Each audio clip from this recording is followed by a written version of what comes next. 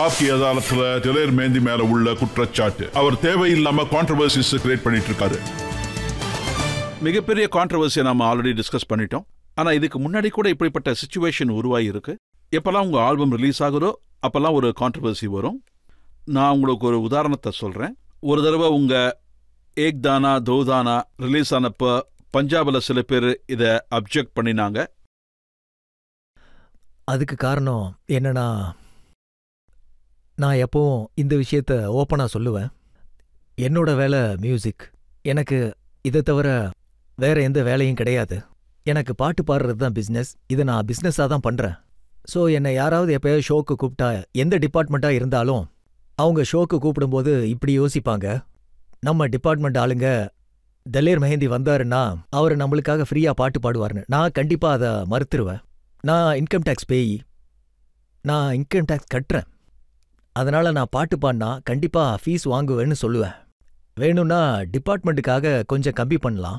என்னோட இந்த பழக்கம்தான் எனக்கு சரியில்லை போல. மக்கள் தப்பா நினைப்பாங்க என்ன. சில பேர் மீடியா கூட இணைஞ்சிருப்பாங்க, சில பேர் மேகசின் கூட இணைஞ்சிருப்பாங்க, மீடியா கூட சேர்ந்த மேகசின்ல இணைஞ்சிருப்பாங்க. அவங்க என்ன விரும்புவாங்கன்னா, ஆர்டிஸ்ட் எப்பவும் ஃப்ரீயா பாடிட்டு போகணும்னு. அவங்க என்ன சொல்லுவாங்கன்னா, அதுக்காக நாங்க உங்களுக்கு அதிகமா மைலேஜ் தருவோம்னு. ஒருவேளை நம்ம செஞ்ச வேலைக்கு நமக்கு பணம் கிடைக்கலன்னா அது எப்படி ஓடும்? என்னோட இந்த ஒரு பழக்கத்தினால தான் ஒரு சில தடவை பஞ்சாப்ல கான்ட்ரவர்சி கிரியேட் பண்ணுவாங்க. ஒரு ஆளு இந்த அளவுக்கு ரைஸ் ஆனது அவங்களுக்கு ரொம்ப கசப்பானதா. என்ன நினைக்கிறீங்க? 10 வருஷத்துல இந்த அளவுக்கு வளர்ந்துருக்கீங்க. அதே நேரத்துல நீங்க யார் யாருக்கெல்லாம் மறுப்பு தெரிவிச்சிருக்கீங்களோ அவங்க எல்லாரும் சேர்ந்து இந்த வாய்ப்பை பயன்படுத்திக்கிட்டாங்க. ஆமா, இது ஆப்வியஸ்லி உலகம் பூரா பாத்திருக்காங்க. இந்த 3-4 மாசத்துல கான்ட்ரவர்சி எவ்வளவு அதிகமாச்சுன்னா உலகம் பூரா பாத்திருக்கு. நிலைமை என்னன்னு எல்லாருக்குமே தெரியும். அதனாலதான் இவரு நமக்கு பாடலன்னு யாருமே எனக்கு துணைக்கு வரலன்னு நான் நினைக்கிறேன். இப்ப யாராவது ஃப்ரீயா பாட சொன்னா நீங்க பாடுவீங்களா? இல்ல, ஃப்ரீயா பாட மாட்டேன் என்னைக்குமே.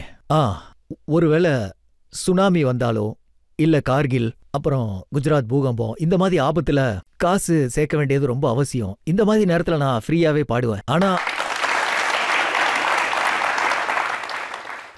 ஆனா ஒருவேளை யாராவது நாங்க இந்த டிபார்ட்மெண்ட் அந்த டிபார்ட்மெண்ட்னு வந்தாங்கன்னா அது ரொம்ப கஷ்டம். பாருங்க, இப்ப என்னோட வீடு டெல்லி சிட்டிக்குள்ள தான் இருக்கு. ஒருவேளை அந்த ஏரியால யாராவது, ஒருவேளை எம்எல்ஏ சாரே விரும்புறாருன்னு வச்சுக்கோங்க, எலெக்ஷன்ல என் கூட டெலர் மெஹந்தி நிக்கணும்னு. அப்ப நான் போலன்னா அவங்க தண்ணியை கட் பண்ணுவாங்க, அப்புறம் கரண்ட்டை கட் பண்ணுவாங்க. இந்த மாதிரி விஷயங்கள்லாம் ஒரு ஆர்டிஸ்டுக்கு ரொம்ப கஷ்டமா இருக்கும். அப்புறம் நான் ஒருத்த மட்டும் இல்ல, என்ன மாதிரி இன்னும் நிறைய ஆர்டிஸ்ட் பாவம் இந்த சிச்சுவேஷன்ல நிறைய கஷ்டப்படுறாங்க. நான் உங்ககிட்ட கேள்வி கேட்கறதுக்கு முன்னாடி ஒரு விஷயம் சொல்றேன். நீங்க சிரிக்கும் போது ரொம்ப நல்லா இருக்கீங்க, ஆனா உங்க கண்ணுல கண்ணீர் நல்லா இல்ல. நானும் அதை தான் சொல்ல வரேன்.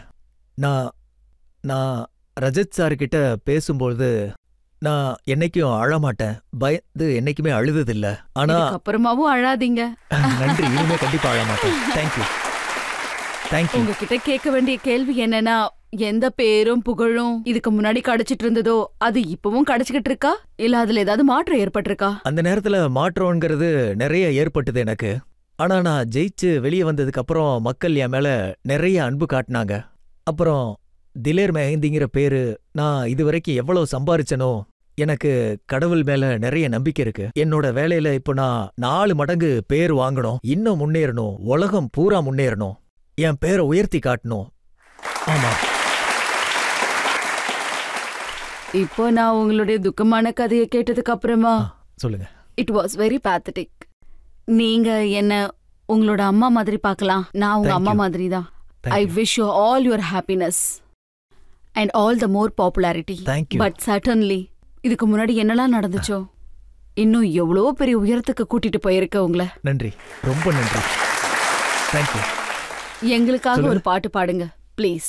கஜராரே கஜராரே நैना वाले नैना तेरे चंबल दे लुटेरे, ऊंचे मचानों से बादल उड़ाते हैं, सूखे नसीबों पे बादल बरसाते हैं, जीवे तेरे नैना दे लुटेरे, கஜராரே கஜராரே.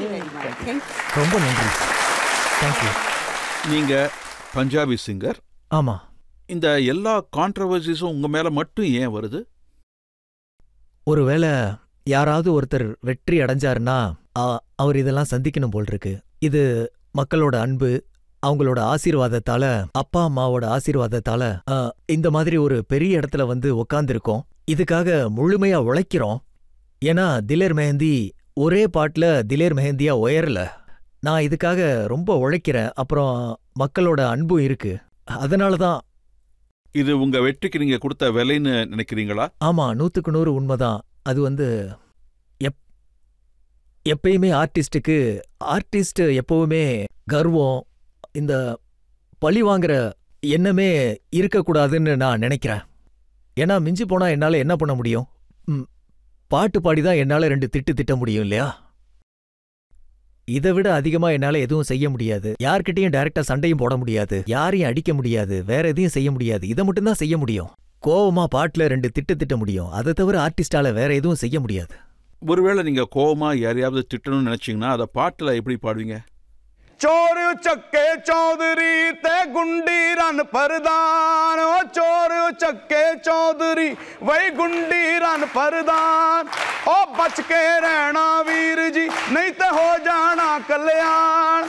रब दियां बेपरवाहियां अज कुत्ते खान मलाइयां, रब दियां बेपरवाहियां अज कुत्ते खान मलाइयां। நான் என்ன விரும்புறேன்னா இந்த வேர்டை நீங்க கிளாப்ஸ் பண்ணாம நீங்க கேளுங்க. ओ नित नवी डकैतियां ते होंदे बलात्कार, वही नित नवी डकैतियां ते होंदे बलात्कार, ओ थाने पुलिस कचहरियां सब मिली जुली सरकार, ओ बच के रहना वीर जी नहीं तो हो जाना कल्याण। रब दियां वे परवाहियां अज कुत्ते खान मलाइयां,